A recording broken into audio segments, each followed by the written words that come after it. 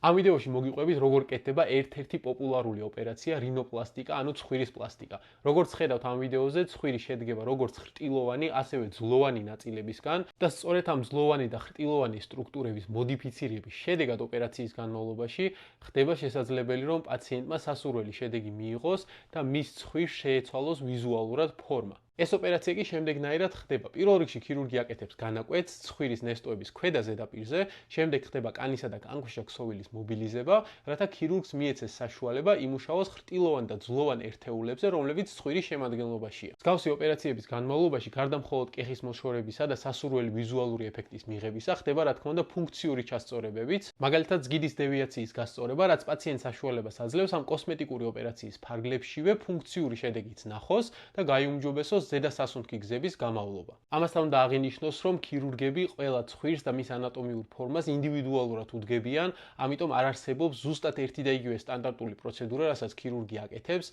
რადგან როგორც გითხარით, ყველა ინდივიდუალურ ანატომიურ ფორმას სჭირდება ინდივიდუალური დაგეგმვა და ინდივიდუალური მიდგომა უშუალოდ საოპერაციოში ოპერაციის დროს.